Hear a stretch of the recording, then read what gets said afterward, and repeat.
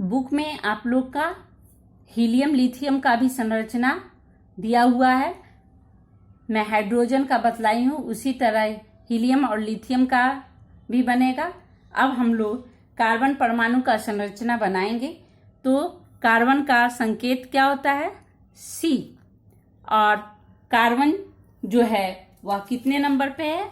यानी इसकी यहाँ देखिए, पहले हम बतलाएं कार्बन 6 नंबर पे है, यानी इसका परमाणु संख्या क्या होगा? 6। परमाणु संख्या इसका 6 होगा और इसमें इसका मात्रा संख्या जो है वह 12 होता है।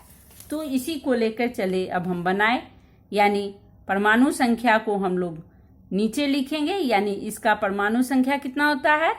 6 और मात्रा संख्या कितना होता है? 12। 12 को ऊपर हम लोग लिखे, यानी मात्रा संख्या को हम लोग ऊपर लिखेंगे और परमाणु संख्या को हम लोग कहाँ लिखेंगे?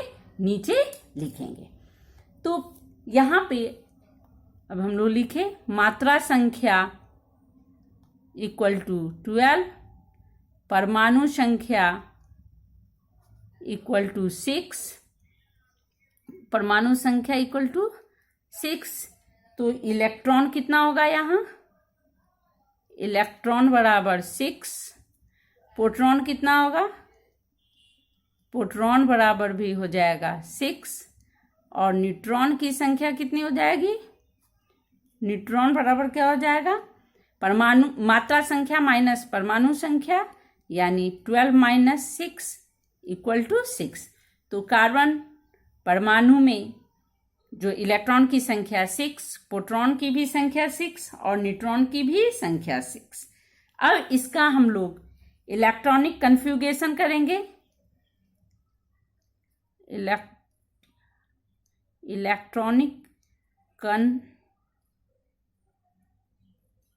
कन्फिगरेशन यानी इलेक्ट्रॉनिक विन्यास, इसे हम हिंदी में बोलते हैं, तो लिख दे रहे हैं हम इलेक्ट्रॉनिक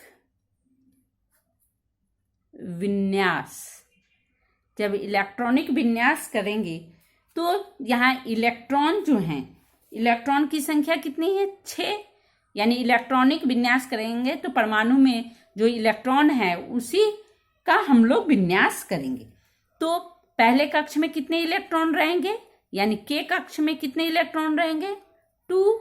और बाकी बच गया 6 में से 2 घटाए 4, तो 4 कहाँ चला जाएगा? तो एल कक्ष में चला जाएगा। यानी पहले कक्ष में 2 इलेक्ट्रॉन और दूसरे कक्ष यानी एल कक्ष में कितने इलेक्ट्रॉन? 4 इलेक्ट्रॉन पाए जाएंगे। तो चले अब इसका हम लोग संरचना बनाते हैं। सबसे पहले हम सर्किल खींचेंगे। आप लोग को बार बार मैं बोल रही हूं कि आप लोग इसे कंपास से खींचेंगी। यहाँ 2 कक्ष है, के कक्ष और एल कक्ष, इसीलिए हम लोग यहाँ 2 वृत्त बनाएंगे। 2 वृत्त बना दिए। कक्ष में पहले कक्ष यानी के कक्ष में कितने इलेक्ट्रॉन पाए जाएंगे? तो के कक्ष में यहाँ हम लोग देख रहे हैं, निकाले हैं 2 इलेक्ट्रॉन, यानी यहाँ हम लोग 2 सिंबल बना दिए, 2 इलेक्ट्रॉन को दिखा दिए। और दूसरे जो कक्ष हैं, दूसरे कक्ष में कितने इलेक्ट्रॉन पाए जाएंगे? तो 4, 1, 2, 3 और ये 4 इलेक्ट्रॉन का पोजीशन हम लोग दे दिए। अब हम लोग प्रोटॉन और न्यूट्रॉन का पोजीशन देंगे। तो प्रोटॉन यहाँ कितने हैं? प्रोटॉन जो हैं यहाँ पे 6 हैं और न्यूट्रॉन भी कितना है? 6 हैं।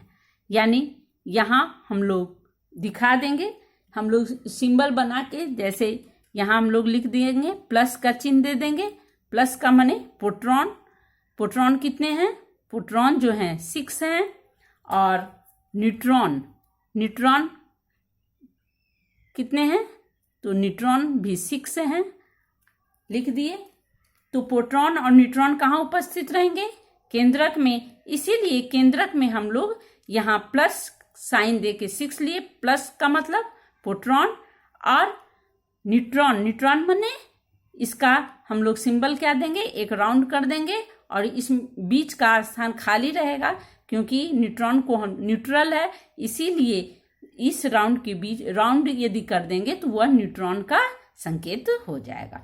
तो इस प्रकार हम लोग किसी भी परमाणु में उसके जो इलेक्ट्रॉन, प्रोटॉन और न्यूट्रॉन की संख्या है उसको हम लोग विन्यास, इलेक्ट्रॉनिक विन्यास करते हुए उसकी संरचना को बनाते हैं।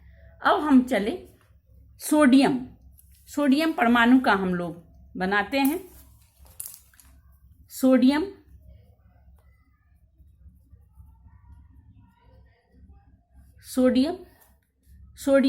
का संकेत क्या होता है, Na सोडियम का संकेत होता है। और सोडियम का परमाणु संख्या कितना होता है, सोडियम का परमाणु संख्या जो है वह 11 होता है और मात्रा संख्या जो है वह 23 होता है। यहाँ हम लोग लिखेंगे मात्रा संख्या बराबर 23, परमाणु संख्या बराबर 11। तो इलेक्ट्रॉन कितना हो जाएगा, जो परमाणु संख्या है वही इलेक्ट्रॉन की संख्या, यानी इलेक्ट्रॉन 11, प्रोटॉन कितना हो जाएगा, प्रोटॉन जो है वह भी 11 हो जाएगा और न्यूट्रॉन की संख्या कितनी हो जाएगी, तो मात्रा संख्या जो 23 है उसमें से परमाणु संख्या को हम लोग हटा दिए, यानी न्यूट्रॉन की संख्या कितनी निकल गई, तो 12 निकल गई। अब हम लोग इसका इलेक्ट्रॉनिक विन्यास निकालते हैं।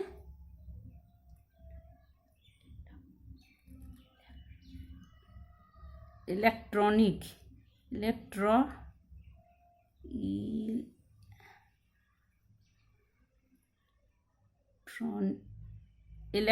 विन्यास निकालते हैं। तो यहाँ प्रोटॉन, इलेक्ट्रॉन कितना है 11, यानी पहले कक्ष में कितने इलेक्ट्रॉन रहेंगे 2, दूसरे में 11 में से हम लोग 2 घटा देंगे तो कितना बचेगा 9, यानी दूसरे कक्ष में 8, तो 8 और 2 10, 11 में से 10 घटाए तो 1 बचा, यानी तीसरा कक्ष एम कक्ष जो बचा उसमें कितने इलेक्ट्रॉन रहेंगे 1। यानी इलेक्ट्रॉनिक विन्यास किए तो यहाँ इसमें सोडियम में 3 कक्ष पाया जाएगा, पहला कक्ष में 2, दूसरा में 8 और तीसरा में जो है वह 1 इलेक्ट्रॉन जो है वह पाया जाएगा। चले अब इसका हम लोग संरचना बनाते हैं। सबसे पहले सर्किल खींचेंगे,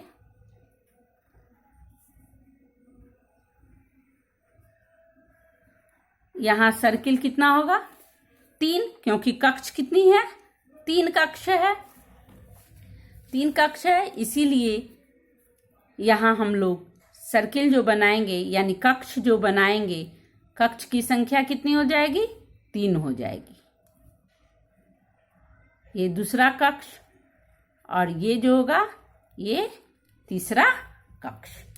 तो अब चले हम पहले कक्ष में कितने इलेक्ट्रॉन हैं, पहले कक्ष में 2 इलेक्ट्रॉन हैं, यहाँ हम 2 को दिखा दिए।